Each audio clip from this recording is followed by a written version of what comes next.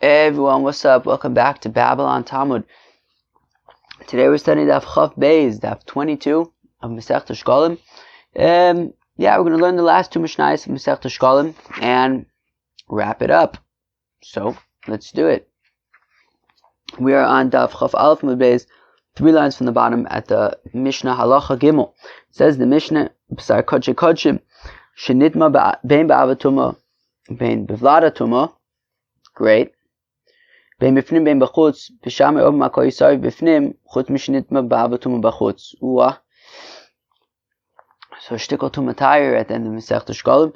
So, let's read that again. B'sar kodshei kodshim. So if you have meat of a kodshei kodshim, who can tell me what a kodshei kodshim is? Like a chatos, an osham, an ola. So, shenitma bein ba'avatuma bein b'vladatuma, that the meat became tameh. Now, whether this meat became tameh because it came in contact with an avatuma, like a dead sheretz, or whether it was some kind of a vladatuma, some kind of rishon, sheni, whatever it is. Bein b'fnim, bein b'chutz, whether it was inside the azara, whether it was outside the azara. B'shamei om ma'ko yisari b'fnim. B'shamei says that this kodshei meat that became tameh, whether inside the azara, outside the azara, avatuma, vladatuma, no difference. B'shamei says ako yisari b'fnim, you burn it inside the azara by the Beis Hadeshen, I believe was what it was, Mekom Hadeshen, which was right next to the Mizbeach. Chutz, there's one exception. Mishinitma ba'avatuma b'chutz. The one exception is if the meat became tameh from an avatuma outside of the azar, then it would be burned by the bira, by the where they would burn it. There was a place in Har HaBayis where they would burn other psulei hakodshim. Beis Hillel Omrim, says Beis Hillel, hako yisarv b'chutz. All of, whenever you have this b'sar kodshei kodshim that becomes tameh, it's always going to be burned outside of the azar.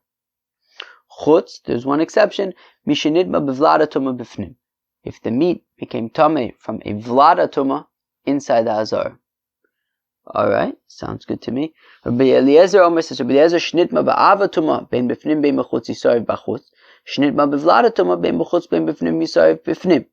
So Rabbi Eliezer's opinion is that it depends how it became tameh. It became tameh with an avatuma, so then that's a strict level of tumah. So then you're going to burn it outside the zar. If it became tameh with a vladatuma, so then you'll burn it inside the azar. Whether it, regardless of where it became tameh, regardless of if it became tameh in the azar or outside the azar, makes no difference. Avatuma b'chutz, vladatuma b'fnim. Let's read that again. Rabbi Eliezer Omer says, Rabbi Eliezer, shenitma ba'avatuma. If the meat became tameh with an avatuma, bein b'fnim, bein b'chutz, whether it became tameh inside the azar or outside the azar, yisariv b'chutz. It's going to be burned outside the azar. Shenitma b'vladatuma. It became tameh with the vladatuma, so then bein b'chutz, bein b'fnim, whether the tumah happened inside or outside the azar, yisariv b'fnim, it will be burned in the azar. Rabbi Akiva Omer mekom tumaso sham seifaso. Rabbi Akiva says that actually what's important is where it became tameh. If it became tameh in the azar, you burn it in the azar. If it became tameh outside the azar, you burn it outside the azar, regardless of avatuma, vladatuma, no difference. According to Rabbi Akiva, what's important is where it becomes tameh. Says the Gemara, Bar Kapara, Omar, avatuma dvar Torah, vladatuma midivreim. Says Bar Kapara that when the Mishnah is talking about avatumas and vladatumas, we're talking about avatuma de oraisa and vladatumas that are specifically de rabbanon. Okay. Rabbi Yochanan Omar says, Rabbi Yochanan bein zeh dvar Torah. Whereas Rabbi Yochanan disagrees and says, no, both of them we're talking about avatumas and vladatumas. We're talking about de oraisa avatumas and vladatumas, because as we know, of course, from Masechta Psachim and from other places, avatuma rishon, latuma sheni, latuma shlishi, latuma, these are de oraisa as well. Now, fact the Gemara, Vikasha Rabbi Yochanan Vei Shammai. So the Gemara asks a kasha on Rabbi Yochanan, who says that the avatuma and the vladatuma all midoraisa. So the Gemara asks the kasha on Rabbi Yochanan. Based on Beis Shammai, what does Beis Shammai say? The Beis Shammai said, "Hakol yisariv bifnim." So in all cases, you're going to burn the meat inside the azar, whether it became tamei with an avatuma, vladatuma, no difference. You're going to burn it inside the azar. Chutz mishinidma ba'avatuma b'chutz. The one exception being, if the meat became tamei from an avatuma outside of the azar, well then you burn it outside the azar. Perfect Gemara, ma ben avatuma b'chutz, ma ben vladatuma b'chutz. Perfect Gemara, according to Rabbi Yochanan, who says that both avatum and vladatum are midoraisa, so how come, according to Beis Shammai, if the meat became tamei outside of the azar, with an avatuma, you burn it outside the azar, but if it became tamei with a vladatuma outside of the azar, you burn it inside the azar? What's the difference? Avatum and vladatum are both doraisa anyways. Zevizelo Dvar Torah, because after all, aren't both avatumas and vladatumas according to Rabbi Yochanan doraisa anyways? So why should there be a distinction between avatuma and vladatuma, that the avatuma is burnt outside the azara and the vladatuma is burnt inside the azara? They should have the same halacha if they became, in both cases they became tamei outside the azara anyways. And even on Beis Hillel, isn't it also a kasha according to Rabbi Yochanan? How come? To Beis Hillel Amar, because Beis Hillel said Hakol yisariv b'chutz, that in all of these cases the kodshim meat is going to be burnt outside of the azara. Chutz mashenitma b'vladatuma b'fnim, the exception being meat that became tamei from a vladatuma inside the azara. Ma ben avatuma b'fnim. Did I skip? Vladatum b'fnim. Ma ben vladatuma b'fnim. Ma ben avatuma b'fnim. To which the Gemara asks, basically the same kasha we asked in Beis Shammai, but for Beis Hillel, which is, how come, according to Rabbi Yochanan, according to Beis Hillel, if you have this b'sar kodshim that became tamei from an avatuma inside the azara, you burn it outside the azara. Yet, if it became tamei from a vladatuma inside the azara, you burn it inside the azara. What's the difference? Both the av and the vlad are tamei anyways, are midoraisa anyways. Why should there be a distinction? Zev is a lo dvar Torah, aren't they both midoraisa? Lo havu ba. Okay, period. The Gemara moves on.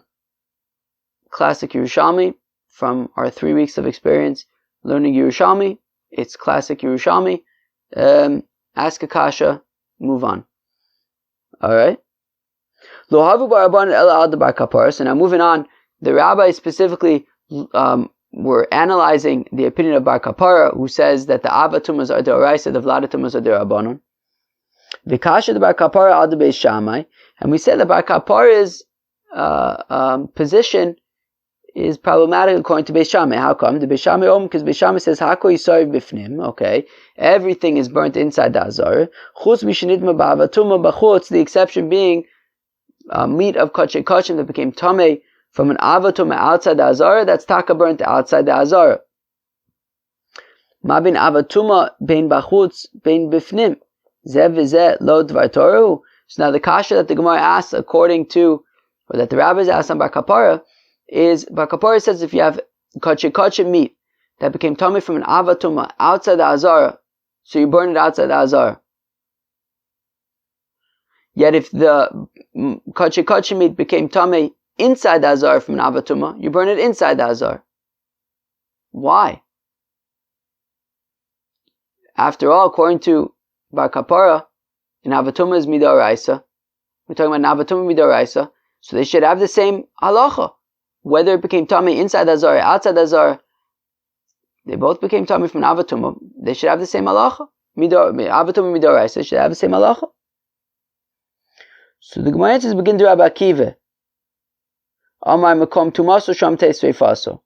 Well, because over there you're going to apply the principle of Rabbi Akiva that we saw in the Mishnah, which is that wherever the tumah happens, that's where the burning happens. And therefore, if the meat became tamei inside the azara from an avatuma, so you'll burn it inside the azara. If it became tamei outside the azara, you'll burn it outside the Azara. Okay, fine. No, isn't it also a kasha on Bar Kapara based on Beis Hillel's opinion? The Beis Hillel Amar Hako Yisrael Bachutz. In all of these cases, you're going to burn the meat outside of the Azara. The exception being the meat of the Kodesh Kodashim that became tummy from a Vlada Tuma inside the Azara, that you will burn inside the Azara. But what's the difference if this Vlada Tuma became tummy inside the Azara or outside the Azara? Who cares? Aren't they both Midar Abanon anyways? And therefore, if we're saying that the Tuma Midar Abanon that gets tummy inside the Azara, you burn it inside the Azara. So why don't we say the same thing about when it's outside the Azara? It also gets burned inside the Azara. So the Gemara answers begin to Reb Shimon. That's because of Reb Shimon, who says that the food and the drink of Mitzorah is thrown out of the three machnos. As we learned in Masechta Pesachim, that Mitzorah gets thrown out of all the machnas, and therefore we want to say, well, therefore something that becomes tamei outside of the Azara, even if it's only Midar Abanon, we don't want to bring into the Azara. But something that became tamei in the Azara, if it's Midar Abanon, you can just burn in the Azara. Alright, sounds good to me. Moving on, Halacha Daled. Says the Mishnah, every atomid, Yitanin mechatzi kevesh ulamata, b'ma'arav. Interesting. So the Mishnah says that the limbs of the korban tamid, the korban that they would bring every day, morning and afternoon, so the limbs, they would, I guess after they cut them up, they would put them on the ramp of the Mizbeach, mechatzi kevesh ulamata, in the first half of the ramp, b'ma'arav, in the western side, shamusafin. Now, the korban musafs, they cut it up. Nitanin mechatzi kevesh ulamata. It's also on the first half of the ramp, b'mizrach, but on the east side of the ramp. Shoroshe chodashim, the korbanos of Rosh Chodesh. Nitanin al karkov ha-mizbeach milamaylan. That is on the karkov of the mizbeach. The Gemara is going to explain what that is. Hashkolim v'abikurim einan nohagin ela b'fnei abayis. Super interesting, right? That the machzos hashekel donation, as well as the bikurim, the first fruits that you bring to Jerusalem and give to the Kohen, that's only an inyan when there's a Beis HaMikdash. If there's no Beis HaMikdash, you don't separate machzos hashekel, you don't donate the machzos hashekel, and you don't bring your bikurim to Jerusalem. Aval, meiser dagon, taking meiser, meiser behema, and taking meiser from your animals, of v'choros, as well as giving the firstborn to the Kohen. Nohagin bein bifnei abayis uvein shelo bifnei abayis. That is whether there's a Beis HaMikdash or whether there's no Beis HaMikdash, these halachas still apply. Sheqalim uvikurim arei ze kodesh. No, I skipped a word. Hamakdish sheqalim uvikurim arei ze kodesh. Says the Tanakama, if somebody nonetheless does put aside a machzos hashekel, or does bring his bikurim to Jerusalem, well, it's consecrated. It's kodesh. Reb Shimon Omer, however, bikurim kodesh einon kodesh. Says Reb Shimon that if somebody says these first fruits are holy, they are not holy. Now, conspicuously, Reb Shimon leaves out the shekel. What if you set aside a half shekel? The Gemara is going to explain what Reb Shimon would hold about setting aside a half shekel b'zman hazeh. Says the Gemara, Ezu karkov mizbeach. What's the karkov of the mizbeach?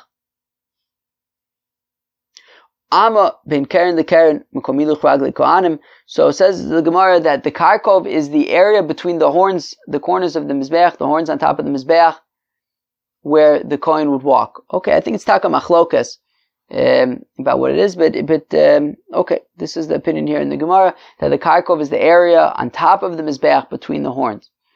All right. Musvei Shabbos, Musvei Rosh Chodesh mikodem. What if you have Shabbos, right? Rosh Chodesh falls out on Shabbos. Now you have to bring the korban musaf from Shabbos and the korban musaf from Rosh Chodesh. Which one comes first? What do you guys think? Rabbi Yirmiyah Savas, Rabbi Yirmiyah holds Meimar Musvei Shabbos, Musvei Rosh Chodesh, Musvei Rosh Chodesh kodmin. So Rabbi Yirmiyah wants to say that when you have the korban musaf of Shabbos and the korban musaf of Rosh Chodesh, So offer the Korban Musaf of Rosh Chodesh first. Okay. And he brings support from the following.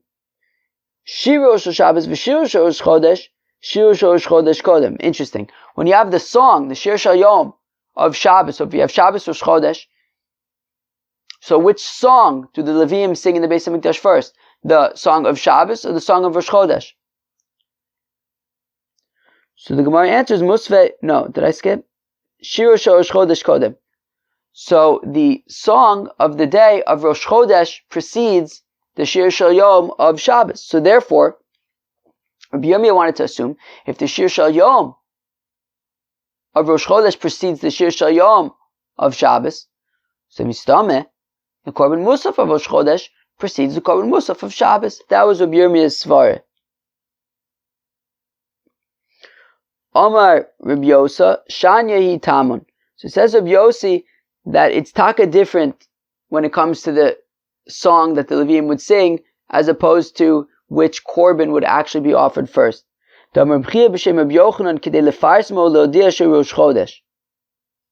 Because when it comes to the Shir Shel Yom, we want to publicize the fact that it's Rosh Chodesh, and for that reason, the song of Rosh Chodesh precedes the song of Musaf. Of Shabbos. However, I think that the next part of the Gemara is out of order. So let's skip a line. Brum, however, you see where I am? I think I skipped one line, and now I'm like 3/4 of the way through the next line.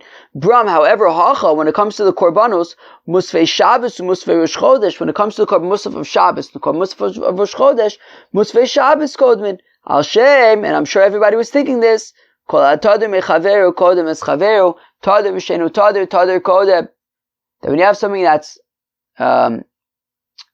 constant and something that's not constant, what's that called? I don't know, not constant. So the one that's constant comes first, and therefore Shabbos obviously is every single Shabbos, whereas Rosh Chodesh is only once a month. So therefore, the Korban Musaf of Shabbos gets precedence over the Korban Musaf of Rosh Chodesh. Okay. However, when it comes to the Shir Shel Yom, which song will they sing? They sing the song of Rosh Chodesh first, because that's a different in of Pirsume Nisa. That, well, not Nisa, but the Farsim, to let it be known that it is Rosh Chodesh. So now, interestingly, says the Gemara, Keitzaru Ose. So now I'm backing up to fill in the part that I skipped. Keitzaru Ose, Shochet Musvei Shabbos ve'omer aleim Shir Shel Chodesh. So interestingly, the Kohanim would slaughter the Korban Musaf of Shabbos, because that one comes first, while the Levim are singing the Shir Shel Yom of Rosh Chodesh, because that one comes first.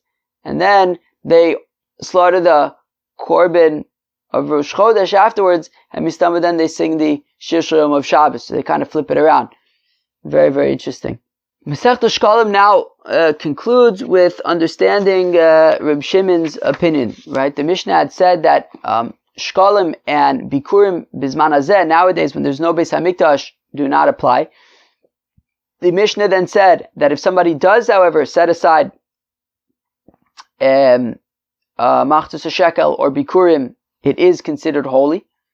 Reb Shimon then said that Bikurim would not be considered holy if somebody set aside Bikurim Bizman Hazeh, but he left out Sheqalim. So the kasha is, what's Reb Shimon's opinion regarding Sheqalim? If somebody sets aside a Machzos HaShekel nowadays, is it holy or not? So, Zok the Gemara, Sheqalim u'Bikurim v'chulei Sheqalim kodshu. The Gemara wants to infer that according to Reb Shimon, okay, so Bikurim would not be holy, but Sheqalim would be holy. Reb Shimon ben Yehuda mishum Reb Shimon. So says Reb Shimon ben Yehuda in the name of Reb Shimon, ben elu lo kodshu.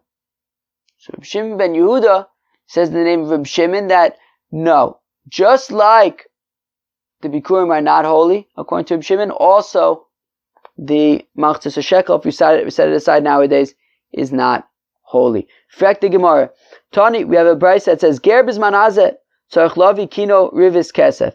So if you have a fellow who converts to Judaism nowadays, so I guess when somebody converts to Judaism, he's got to bring these bird sacrifices, or I think maybe any kind of sacrifice. Maybe we go for the least common denominator nowadays, which is the bird sacrifice.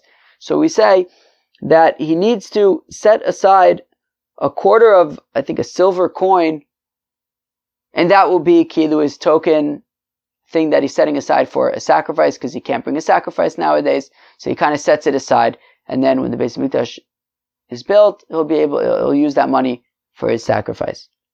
Reb Shimon says no. Bitler Reb Yochanan ben Zakkai mipnei hatakala. Reb Shimon says no. Reb Yochanan ben Zakkai said that we're not going to set aside any money for the offering because of atakala, because something can go wrong. What can go wrong? You set aside money for a korban, and then you end up spending it by accident because you can't actually use it, and it's just sitting around, and eventually it's going to get spent by accident. So therefore, says Reb Shimon, that Reb Yochanan ben Zakkai said, don't do that. Don't set aside the money. Where do we have a precedent that out of concern for a stumbling block, we will refrain from doing something? Like that which we learned in the Brayse, that we don't make things hektish, we don't do erich vows or cherem vows. Skip the next few words. Bizman hazeh, nowadays. But if he did make a hektish or an erich or a cherem, skip the next two words. Haksus tisarif, if it was clothing, it should be burnt. If it's an animal, it should be uprooted. Ketzad, how do you uproot an animal? No, b'fnei adeles, b'fanei adeles v'meisem elea. Yikes. You lock it in a room with no food or whatever, and eventually it'll just starve to death. And any money that you were makdish will go to the Dead Sea. Overviktish min. Okay, so overviktish. So what if he did make something hektish bisman hazeh? No, that's not what it means. What if the ger, the convert, when he converts? So we said that Rabbi Yochanan ben Zakkai says don't set aside any money for a sacrifice because it's risky. You might end up spending the money. What if he did set aside money for the sacrifice? So min ma'da amar Reb Shimon Rabbi Yochanan ben Zakkai mipnei hatakala. So from the fact that Reb Shimon said that, well, Rabbi Yochanan ben Zakkai said don't do it because it could be a stumbling block. Hada amra over viktish kidsho. So the Gemara wants to say that according to this, though, so Rabbi Yochanan is recommending not to set aside any money because of a stumbling block. But what if he did? Okay, well, he's not saying that being makdish something won't work. He's saying don't do it because it's a stumbling block. But if you did it, it works. So we see that according to Reb Shimon, if he's makdish his money, if this convert is makdish his money, it will be kadosh. We're saying don't do it because of a stumbling block, but if you did it, it would be hektish. Reb Yudah Antundaria, Baikum Reb Yossi. So Reb Yudah Antundaria asked Reb Yossi, Hacha at Omer Kidshu, Vacha at Omer Lo Kidshu. So Reb Yudah Antundaria asked Akasha, he says, I don't understand. How come Reb Shimon's opinion when it comes to the convert is that if he sets aside, if he's makdish his money, bizman hazeh, for his korbanis, it will be hektish. We recommend not to, but if you do it, it will be hektish. And yet, according to Reb Shimon ben Yehuda, if he sets aside money for a shekel, bizman hazeh, it is not holy. What's the difference? Omer lei. So Reb Yossi answers, Tamun l'chach ein makdishin l'chatchila. The reason why you are not makdish your shkalim l'chatchila. So so the reason why when it comes to the shekels, so Reb Shimon says don't set aside, right? So according to Reb Shimon ben Yehuda, Reb Shimon's opinion is don't set aside shekels bizman hazeh, and if you do, it's not kadosh. How come? Well, as we know, of course, when it comes to machzis a shekel, you have to, right, you're supposed to bring it from the new shekels. And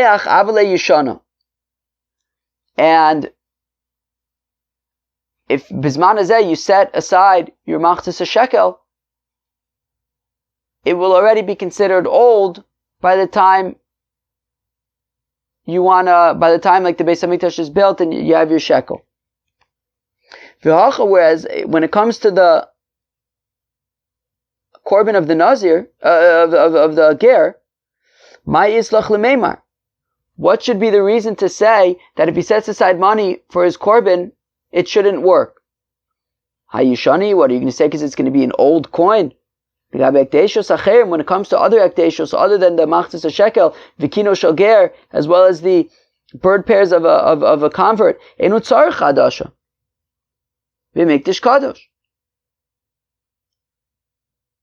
So therefore, you don't need this concept of new coins, and therefore, if you say if you're makdish, if a ger was makdish money for those birds, it will be considered kadosh. And the Gemara says, yeah, but going back to the machzis shekel, why can't he set aside his machzis shekel? After all, you set aside a machzis shekel, and it's good until the next Nisan comes. Only once next Nisan comes does it become old. As long as the Beis Hamikdash is rebuilt before the next Nisan, you can use it. Well, Shema Yibane Abayis Kivarishona V'titarim Chumas Alishka Min HaChadasha Bizman Bechad B'Nisan. Yeah, but what if the Beis Hamikdash is taka built on the first day of Nisan, and then you're gonna have to bring the machzis shekel from new coins, in which case Memela this is an old coin. V'alcha Ma'islach. Whereas that's not a case by the ger. The ger, there's no concept of new and old, and therefore, when he sets aside his money for his korbanos, it's considered kadosh, which is not the case by Sheqalim, because you have to be concerned about new coins versus old coins. Rav Amnuna Rav Ada bar Hava b'shem Rav halacha Reb Shimon say Rav Amnuna and Rav Ada bar Hava in the name of Rav that halacha is like Reb Shimon, like the initial way we understood Reb Shimon, that Bikurim bizman hazeh are not kadosh, but Sheqalim bizman hazeh would be considered kadosh. Alright, well, Hajan Alach per kol arokan uslikala Masechta Sheqalim. Fellows, friends, family, that was Masechta Sheqalim. What did you guys think of Masechta Sheqalim? I don't know, it's kind of like a curveball there, right? Yeah, it was very interesting, Masechta Sheqalim. It was very difficult for me on a personal level because I didn't really know. It was hard. I was missing the tools. I didn't really pick up the tools on the page, like the Tiklin Chadatin and that stuff. So, Lamaisa, I just ended up kind of reading through the art scroll, which is not so geschmack. However, in the middle of Masechta Sheqalim, there was like a week of just excellent cool agaritas, which was super cool. But some of that korbanos stuff was hard just because I felt like I didn't have the tools to approach it properly. But anyways, it was definitely an interesting experience with Sheqalim and Yerushalmi. Anyways, looking forward to seeing everybody tomorrow from Masechta Yoma. Cheers.